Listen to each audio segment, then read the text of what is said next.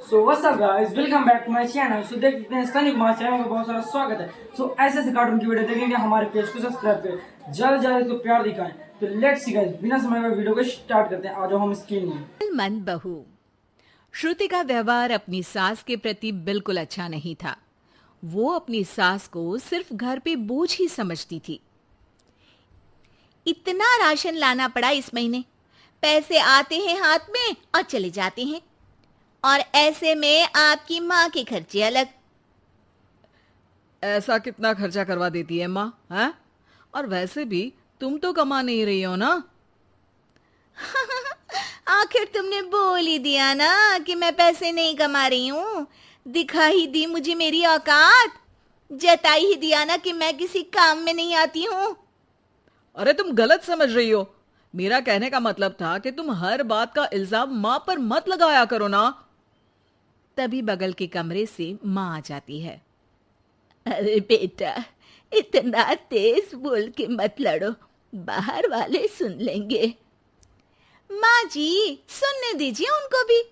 उन्हें भी तो पता चले कि आपकी वजह से घर में पति पत्नियों के बीच में कैसी लड़ाइयाँ होती हैं। अरे बहू, मेरी वजह से? मैंने तो तुम दोनों को कभी ये नहीं दिखाया कि मेरे लिए लड़ो। माँ आप जाइए यहाँ से, मैं बात कर रहा हूँ ना। लेकिन बात तो मेरी हो रही है ना, तो मुझे तो बोलना ही पड़ेगा। बताओ बहू, क्या दिक्कत है तुम्हें मुझसे? अरे घर छोटा है, जगह कम है, यश की तनख्वाह भी तो लाखों में नहीं है। अब आपका एक्स्ट्रा खर्चा उठाना मुश्किल हो रहा है माँ जी। आप यश के छोटे भाई के यहाँ चले जाइए ना कुछ महीने। एक्स्ट्रा खर्चा? अरे माँ है मेरी, हमने किसी को पनाह थोड़ी ना दी है। एक्स्ट्रा खर्चा क्या होता है? जब हमको चाइनीज खाना होता है तो माँ के लिए भी सूप मंगवाना पड़ता है। ये एक्स्ट्रा खर्चा है। घर की ईएमआई के साथ माँ की दवाई की भी चिंता करनी पड़ती है। ये भी एक्स्ट्रा खर्चा है। माँ को रोज कोई ना कोई बीमारी होती रहती है। इसी डर से हम कार नहीं खरीद रहे कि हॉस्पिटल में पैसे लग गए तो कहाँ से आएंगे। और खाने पीने कपड़े इधर उधर के खर्चे तो जोड़ भी नहीं रही हूँ मैं। अरे ये सब तो मैंने यश के लिए भी किया है। मैंने तो ऐसे उंगलियों पे हिसाब नहीं रखा। लो, आपने भी जता दिया ना। अरे आप थोड़े दिन किसी रिश्तेदार के यहाँ क्यों नहीं चली जाती? खर्चा भी बचेगा और घर में शांति भी रहेगी। यश श्रुति की ये बात सुन के गुस्से से आग बबूला हो जाता है। चुप हो जाओ श्रुति, बहुत हो गया तुम्हारा। मेरी माँ है वो, और उनका अधिकार इस घर पे हम दोनों से भी ज्यादा है। और खर्चे बचाने की इतनी ही पड़ी है तो तुम खुद क्यों नहीं चली जाती अपने मायके? घर में शांति तो तुम्हारे जाने से भी हो सकती है। श्रुति ने ये नहीं सोचा था कि यश कभी उससे इतनी तेज आवाज में इस तरह से बात करेगा। अपनी सास के सामने यश ने उससे इतनी बेरुखी से बर्ताव किया कि श्रुति ने सोच लिया कि वो अब अपने मायके चली ही जाएगी। अगले दिन जब यश ऑफिस गया हुआ था, उस वक्त श्रुति वहां से मायके चली गई।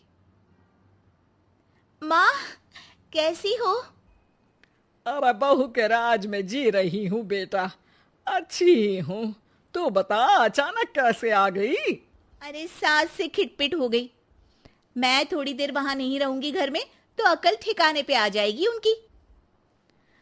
हाँ हाँ, जितना रुकना है रुको, आप ही का तो घर है। अरे भाभी कैसी हो? दिखी ही नहीं तब से। आपकी माँ के लिए दवाई खरीदनी थी तो लेने गई थी। माँ, तबीयत ठीक नहीं है क्या? अरे बेटा, बुढ़ापा है, बीमारी तो आनी ही है। अरे पर आप तो एकदम तंदुरुस्त रहती थी, आपको कैसे कुछ हो सकता है? आप खुश तो हो ना माँ? ये क्या बात हुई? खुशी तो रखते हैं, कोई रुलाते थोड़ी ना है आपकी माँ को। हाँ बेटा, खुश ही हूं। माँ ये कहते हुए जरा भी खुश नहीं थी। थोड़े दिन श्रुति वहां रुकती है। एक दिन जब वो अपने भाई के साथ बाहर से कुछ सामान लेकर कार में आ रही होती है, तभी भाई पूछता है, कब जाने का प्लान है? अरे भैया अभी तो आई हूँ। हाँ हाँ, वो तेरी भाभी पूछ रही थी कि कब जाने वाली हो। मतलब जाने से पहले बता दोगी तो अच्छा रहेगा, हम तैयार रहेंगे। एकदम जाओगी तो बुरा लगेगा ना। हाँ भैया बता दूंगी भैया। अच्छा, वैसे हुआ क्या था तुम्हारे और तुम्हारे पति के बीच? हमारे बीच कोई लड़ाई नहीं हुई थी भैया, वो तो सास की वजह से लड़ाई हुई इसलिए आना पड़ा। आप चिंता मत करिए, मैं जल्दी चली जाऊंगी। अरे नहीं नहीं, रुकना। अरे तू घर में है तो शांति भी रहती है। क्या मतलब? अरे मत पूछ श्रुति, आए दिन माँ और तेरी भाभी में नोक झोंक चलती ही रहती है। तेरी भाभी का कहना है कि माँ का खर्चा बहुत होता जा रहा है घर में। अब माँ की क्या गलती है? बीमारी किसी से पूछ के थोड़ी ना आती है। तेरे सामने वो कुछ नहीं बोल रही है, तेरे जाते ही माँ को ताने मारने लगेगी। और आप कुछ नहीं बोलते? मैं बोलूंगा तो मायके चली जाएगी गुस्से में। श्रुति ये जवाब सुन के चुप हो जाती है। उसे एहसास होता है जैसे ये उसकी भाभी की नहीं, उसी की बात हो रही है। पर भैया आपकी तो इतनी अच्छी जॉब है, पैसों की कोई दिक्कत नहीं है, फिर भाभी को क्या दिक्कत है? अरे किसी को पालने के लिए मन में प्यार होना चाहिए श्रुति। जेब का पैसा भी जरूरी होता है, लेकिन नियत हो तो कम में भी खुश रहा जा सकता है।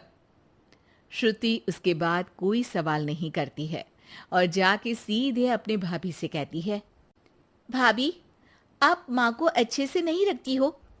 भैया इतना कमाते हैं, फिर भी आप माँ को सिर्फ इसलिए ताने मारती हो क्योंकि उनकी बीमारी के कारण घर से पैसा जाता है।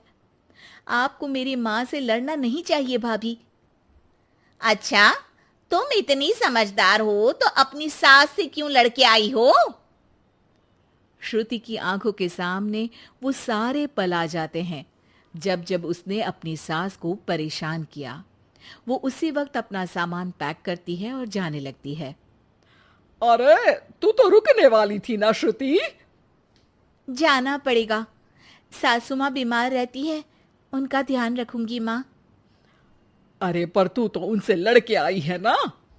माँ मैं ये सोच के आई थी कि मेरे बिना उनकी अकल ठिकाने आ जाएगी पर मेरी ही अकल ठिकाने आ गई और मैं अपनी सास का ध्यान रखूंगी तभी तो अपनी भाभी को ये बोल पाऊंगी कि वो भी अपनी सास का ध्यान रखा करे। श्रुति को कोई नहीं रोकता, वो वापस अपनी सास के पास चली जाती है। अब श्रुति और उसकी सास कम चीजों में ही ज्यादा खुशी के साथ